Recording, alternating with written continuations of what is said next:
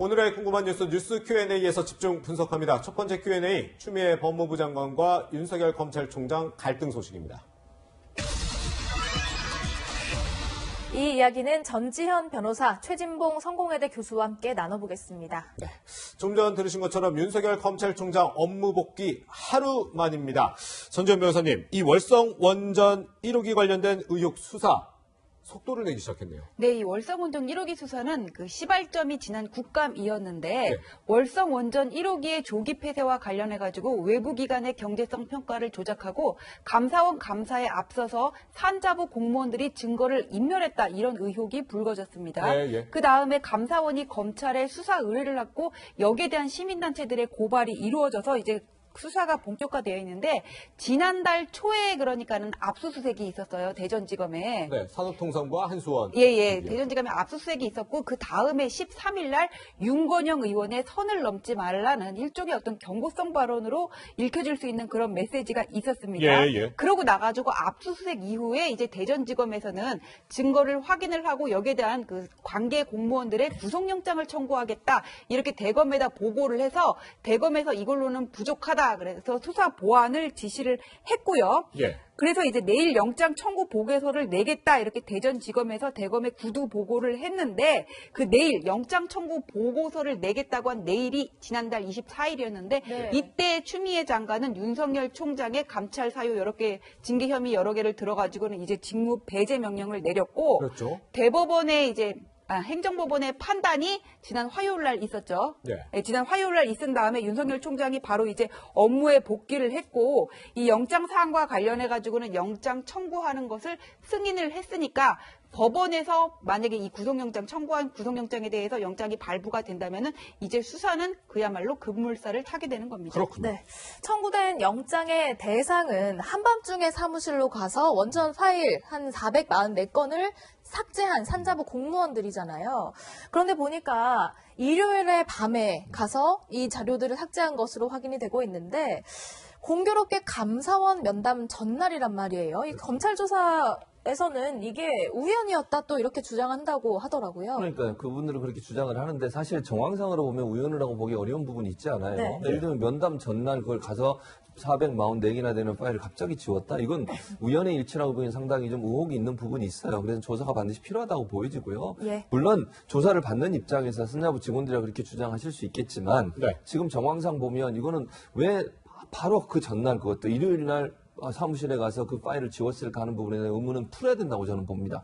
어떤 결과가 나올지 알 수 없지만 지금 상황에 산자부 직원들의 말 그대로 믿기에는 좀 어려움이 있어요. 그래서 네. 이분들이 어떤 연유로 이렇게 많은 파일들을 지웠는지 또 감사원 감사 면담을 하루 앞두고 이런 일을 하는 행동이 왜 이렇게 일어나는지 하는 부분은 조사를 통해서 반드시 밝혀져야 한다고 보고요. 그래야 국민들도 궁금한 점을 밝혀내지 않겠습니까? 이게 예. 그냥 넘어가면 이유를 모르고 왜 이런 일이 발생했는지 의혹이 더 커질 수밖에 없기 때문에 이번 조사를 통해서 왜 이런 일이 일어났고 이 사람들은 왜 그런 행동을 했는지에 대해서 명확하게 수사를 통해서 밝힐 필요가 있다고 보여집니다. 그렇군요.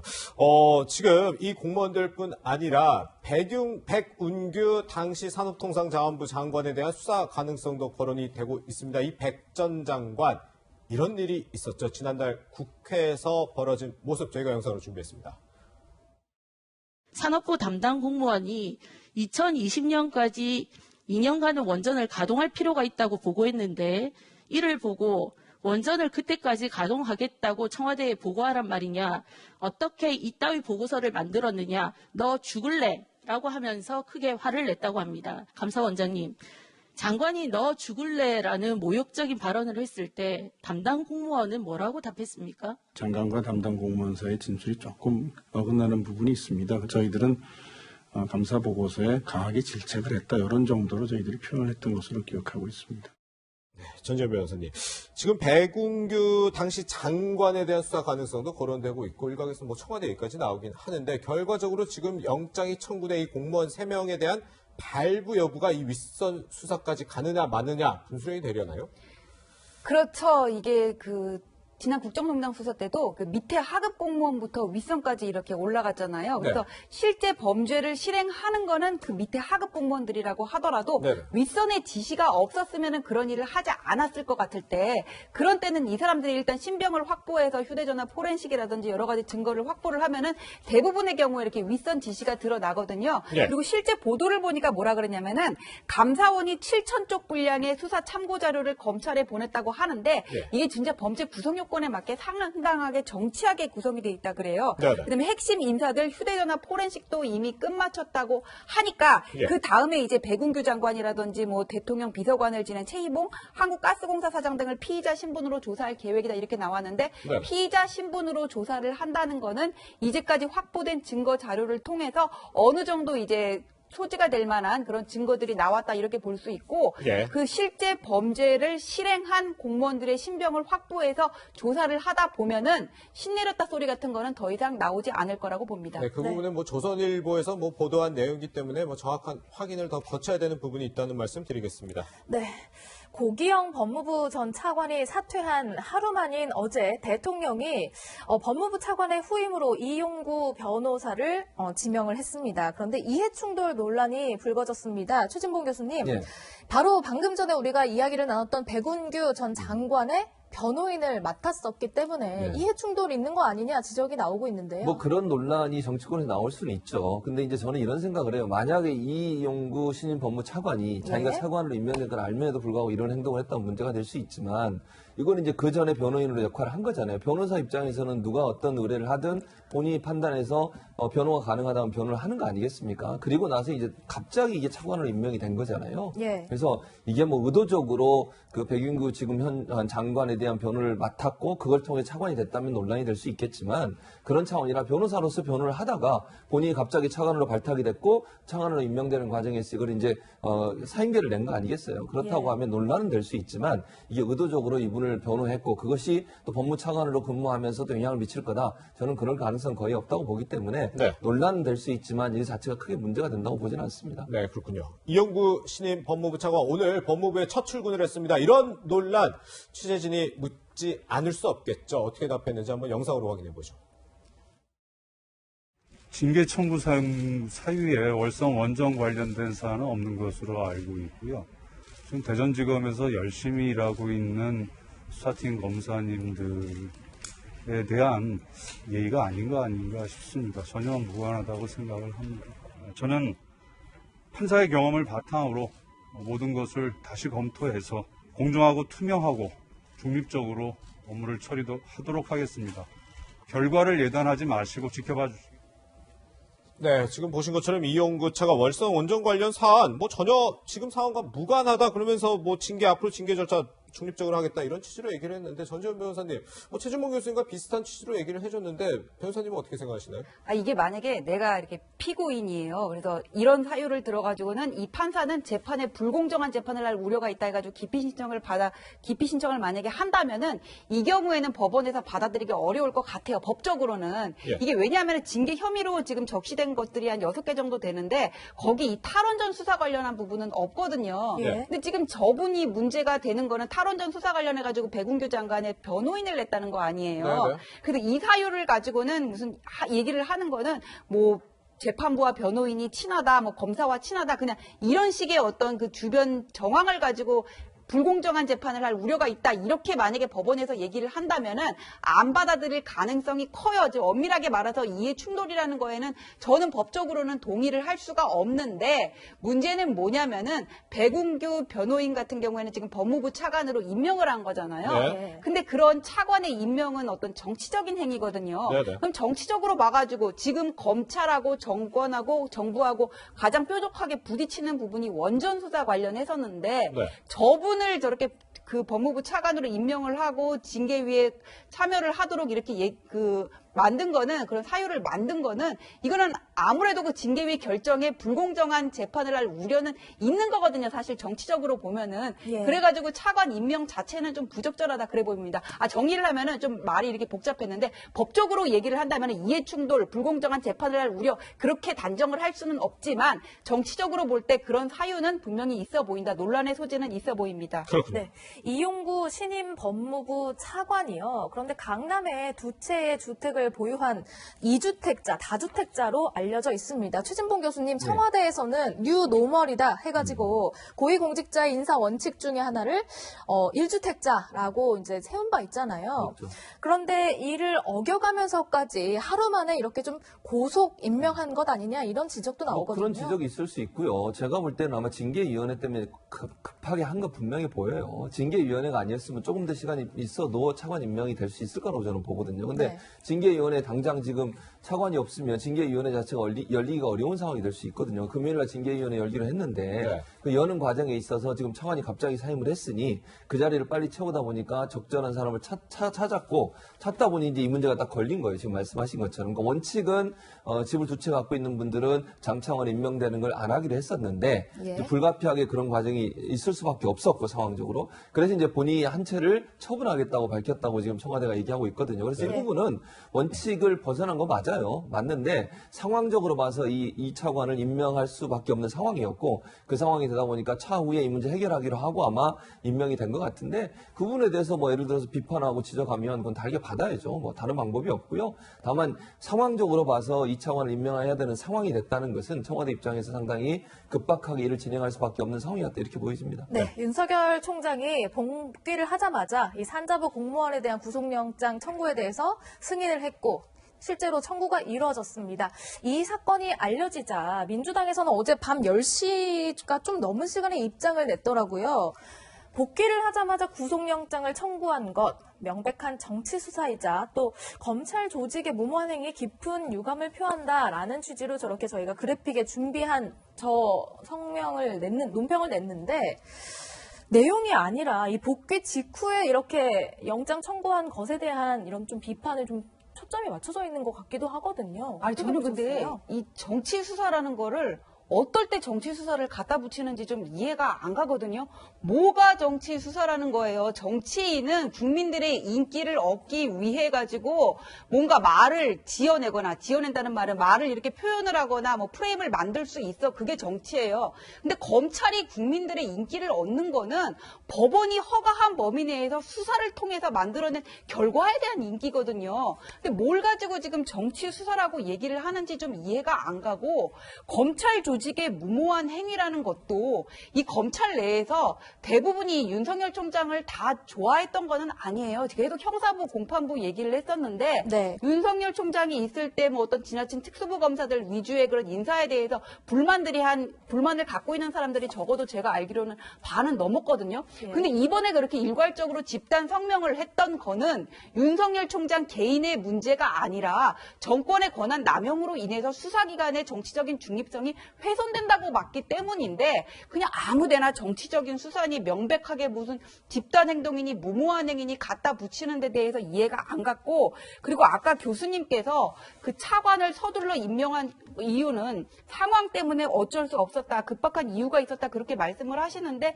저는 징계위를 왜 열어야 되는지 모르겠어요. 화요일 날 나온 법원의 결정문을 읽어보면은 물론 판사가 상당히 고심을 한 흔적은 보입니다. 본안 판단에서 있어야 할 징계사유의 위법에 대해서는 판단을 안 한다고 계속 얘기를 하지만 거기 언급된 법무부 장관의 지휘권 행사의 한계라든지 아니면 공공복리 침해 여부 이런 내용들을 보면은 징계사유의 판단에 대한 그런 확신이 전제되지 않고서는 나올 수 없는 얘기였거든요. 네네. 그러니까 추가 징계사유 없으면 징계해도 이거는 법원 가면은 또 기각이 될 텐데 또 인용이 될 텐데 윤석열 총장이 손을 들어줄 텐데 뭘 가지고 계속 지금 징계를 하겠다고 징계위를 연다는 건지 왜 또 그래 하면 법무부 차관 사표 낸다니까 저렇게 부랴부랴 임명을 해야 되는 건지 좀 이해가 안 갑니다. 그렇군요.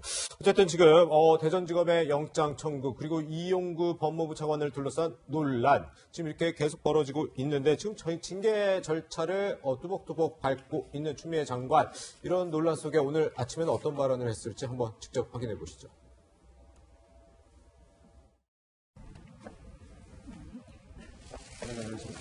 윤 총장 측에서 징계위 연기를 요청하는 것 같은데 어떻게 내일 그대로 진행이 되나요? 어떻게 되나요? 네, 추미애 장관 어떤 답변도 하지 않고 법무부 청사로 들어간 모습 보셨는데, 그런데 이 출근하기에 앞서서 SNS에 글을 올렸더라고요. 전재현 변호사님. 보니까 이제 검찰을 비판하는 내용이에요. 이미 정치 세력화된 검찰이 민주적 통제제도마저 무력화시켰다, 이런 얘기를 하면서 또 검찰 개혁을 강조하면서 저의 소임을 접을 수 없다. 그러니까 결국 지금 일각에선 사퇴설까지 나오는데 이거 일축한 걸로 해석을 해야겠죠? 그러니까 여기서 소임을 말한 거는 검찰 개혁 얘기하는 것 같은데 검찰 개혁이 윤석열 총장을 쳐내는 게 검찰 개혁은 아니잖아요. 그다음에 민주적 통제 언급하셨는데 그 민주적 통제의 필요성은 이번에 나온 그 화요일날 나온 행정법원의 결정문에서도 나와 있어요. 그런데 거기서 판사님이 뭐라 그러셨냐면은 민주적 통제 중요하다. 하지만은 검찰총장의 임기 보장이라든지 준 사법기관으로서의 어떤 정치적인 중립성의 필요를 볼 때 그 민주적인 통제는 한계를 가지고 있다. 어떤 재량권 행사라도 이게 한계가 있고 그 범위 내에서 제한적으로 행사돼야 된다고 얘기를 하고 있거든요. 그러니까 민주적인 통제라는 건 시스템에 의한 통제가 아니라 사람에 의한 통제이기 때문에 그 남용의 가능성이 있는 거고 거기에 대해서 분명히 법원이 경고를 했는데 왜 또 민주적 통제를 언급하시는지 물어보고 싶습니다. 최진봉 교수님. 예. 지금 우리 전재현 변호사님이 윤석열 총장 쳐내는 게 검찰개혁이냐 이렇게 좀 의문을 제기했는데 이 김혜영 전 최고위원 이른바 민주당의 소신파다 이렇게 불리는 분인데 SNS 이런 걸 또 올렸더라고요. 예. 지금 추미애 장관의 모습은 오히려 검찰개혁을 어렵게 하는 것이 아닌가 우려를 들게 한다. 전재현 변호사님 질문과 좀 맥이 닿는 내용인 것 같은데. 일단 징계위원회는 절차대로 하는 거예요. 네. 그러니까 징계위원회 하기로 했고 징계위원회가 절차대로 진행되고 있잖아요. 네. 모든 건 법과 절차와 원칙에 따라 하면 되는 그러니까 윤 겁니다. 총장 징계하는 게 검찰개혁이랑 무슨 그런 관계가 의미하고 있냐는 관계없죠. 제가 말하는 것 거는 같은데요. 징계위원회가 열린다고 해서 윤 총장을 징계하고 해임될 거라고 누구도 지금은 단언할 수 없다고 생각해요, 저는. 네. 징계위원회 결과가 어떻게 나올지 아무도 모르기 때문에. 네. 그럼 김혜영 최고가 얘기했듯이 뭐 김혜영 최고는 그렇게 전 최고위원이죠. 이분은 그렇게 생각할 수 있어요. 뭐 예를 들면 추 장관의 행동이 너무 과하다 이렇게 지금 비판을 하신 건데 이렇게 볼 수도 있고 또 다른 한편으로는 정당한 절차에 의해서 지금 절차가 진행되고 있으니 지켜보자고 얘기하는 분도 있을 거라고 저는 보거든요. 그러니까 이분이 얘기하시는 거는 이분 나름대로의 주장으로 저는 받아들이고 그럼에도 불구하고 이분의 말이 100% 맞냐? 그건 저는 아니라고 봐요. 그러니까 지금 현재 대통령도 마찬가지로 그런 얘기 하셨지만 징계 절차가 진행되고 있으니 징계위원회 결과가 어떻게 나오는지 지켜보고 그리고 나서 그 결과에 대해서 대통령이 또 결정을 내리고 이런 과정을 거치면 된다고 봅니다. 그러니까 지금 물론 야당에서 우려하는 것처럼 기본적으로 이번 징계를 통해서 해임까지 갈 거라고 보시는 관점이 더 많은 것 같은데 뭐 저는 결과가 어떻게 나올지 모른다고 생각합니다. 아직까지는. 네네. 그리고 그 결과의 내용에 대해서 대통령이 또 책임 있게 결정하시고 그런 절차만 잘 따라서 법과 원칙에 따라 하면 그 자체가 크게 문제라고 보지는 않습니다. 그렇군요. 이런 가운데 오늘 TBS가 리얼미터, 여론조사 기관 리얼미터에 의뢰해서 나온 여론조사 결과가 하나 발표가 됐습니다. 문재인 대통령의 지지율이 현 정부 들어서 최저치로 떨어진 결과가 나왔습니다. 37.4%, 6.4%포인트 떨어진 수치고요. 부정평가는 57.3%로 나타났는데요. 정당 지지율도 한번 볼까요? 국민의힘과 더불어민주당이 정당 지지율 오차 범위 내에 있긴 하지만 국민의힘은 3.3%포인트가 올랐고 더불어민주당은 5.2%포인트가 떨어지는 이런 결과가 나왔습니다. 변호사님, 이런 일련의 사태가 아무래도 이런 여론조사 결과에도 좀 영향을 미쳤을까요? 그러니까 원래 문재인 대통령 같은 경우에는 긍정하는 평가가 훨씬 높았단 말이에요. 그러다가 이게 바뀌었다면은 그 중간에 어떤 일이 있었는지를 살펴봐야 될 것 같은데 그 중간에 있었던 일이라는 게 이 윤석열 총장과 추미애 장관과의 갈등 문제란 말이에요. 그래서 제가 볼 때는 국민들이 보기에는 어떤 검찰총장과 법무부 장관의 갈등 이런 그 현상에만 집중하는 게 아니라 왜 정부가 저렇게까지 무리수를 둘까 하는 부분에 좀 더 이렇게 착안을 하는 게 아닐까 싶고 거기에 대한 그런 의문은 지난 국정감사 때 감사원장의 발언으로부터 쭉 이어져 왔다 이런 생각이 들고 부동산 문제가 제일 중요하고 민심이 지금 부글부글 하는데 지금 이번에 윤석열 총장 직무배제 사태가 거기에 대해서 불을 붙인 게 아닌가 생각이 듭니다. 네, 우리 최진봉 교수님은 어떻게 보셨어요? 기본적으로 지금 윤 총장과 추미애 장관의 갈등 요소가 작용했다고 볼 수밖에 없어요. 이런 결과가 나오게 된 것은. 그러니까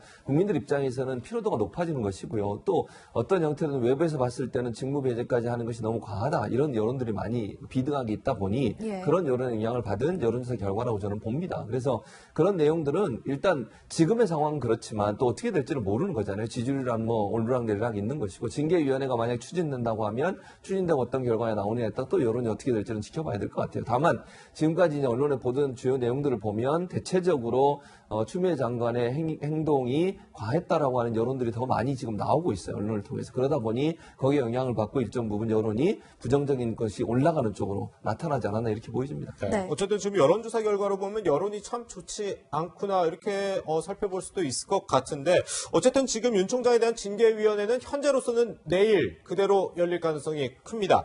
최준봉 교수님, 그런데 문재인 대통령이 저희가 앞서 얘기했던 이용구 법무부 차관 사실 추 장관이 지금 징계 청구권자이기 때문에 배척이 되면서 위원장을 맡는 게 어떻게 보면 수순인데 통상적인 수순인데 문재인 대통령이 이 이용구 차관을 징계위원장 시키지 말라 이렇게 지시를 한 걸로 알려져 있어요. 왜냐면 왜 그런 거죠? 왜 그러냐면 이게 논란이 되기 때문에 그래요. 지금 말씀하신 것처럼 이용구 차관이 만약 들어가서 또 위원장 맡으면 이게 중립성이 제대로 지켜지느냐, 추미애 장관 측근이라고 불리는 사람이 와서 위원장하면 그게 무슨 차이가 있냐 이런 논란이 또 있을 수밖에 없거든요. 그래서 아마 예. 대통령 입장에서는 절차의 중립성을 반드시 지켜라. 이런 강력한 의지라고 생각이 들어요. 어떤 결과가 나오든 그 결과가 절차의 중립성을 지키지 않았을 때는 엄청난 비난을 받게 되고 정당성을 확보하기 어렵게 되는 경우가 있을 수 있거든요. 그래서 차관이 차라리 하지 말고 네. 외부에서 들어온 분 중에 위원장 시켜라. 또 하나 얘기하셨어요. 그것뿐만 아니라 시간이 오래 가더라도 모든 절차를 제대로 잘 지켜라. 시간에 쫓겨서 예를 들면 징계위원회가 당일날 열려서 당일날 끝나지 않을 수도 있잖아요. 반대하는 의견이 나올 수도 있고 여러 가지 자료를 또 요청하는 경우도 있을 수 있고 그러면 이틀 3일이 되더라도 끝까지 가라. 그러니까 절차를 잘 지키고 중립성을 잘 지켜서 이 결과가 나중에 어떤 내용이 나오든 국민적 어떤 저항이나 아니면 반발이나 비판을 받지 않을 수 있도록 절차적 정당성을 제대로 지키라고 하는 것이 대통령의 지시이기 때문에 저는 이 징계위원회가 철저하게 중립적으로 이루어져야 된다. 어떤 정치적 고려도 없이 철저하게 중립적으로 이루어질 뿐만 아니라 시간도 정하지 말고 필요하다면 오랫동안 끌면서라도 얘기 충분히 나눠서 결정을 내리는 게 필요하다. 네네. 이렇게 보여집니다. 네, 우리 최준봉 교수님은 이 이용구 차관 징계위원장 시키지 않는 거 중립성 이렇게 좀 짚어줬는데 전지현 변호사님은요? 근데 위원장 아니라 위원이면은 저분이 차관인 거 사람들이 몰라요? 주주총회 할 때는 뭐 최대 주주는 공정성을 위해서 그 의결권 제한한다고 하면서 무슨 의결권을 제한하는 것도 아니고 들어가가지고 징계위원으로 버젓이 앉아 계신데 절차의 중립성이라는 게 과연 얼마나 보장이 될까 그런 점에서 저는 징계위원장일 때 위원일 때 그렇게 큰 차이가 있을까 좀 그런 생각이 들고 예. 절차의 적법성, 공정성 계속 강조를 하시는데 그 공정성이라는 결국 이 피징계자의 방어권 보장인데 그런 점이 제대로 이렇게 보장이 되지 않고서는 예. 무슨 절차가 공정하고 중립적으로 보장이 됐다고 얘기할 수 있을지 그 부분에 대해서는 좀 의문입니다. 예. 네, 하루 앞으로 다가온 징계위원회 회의에 대해서 윤 총장 측은 좀 기일을 연기해달라 이렇게 요청하고 있습니다.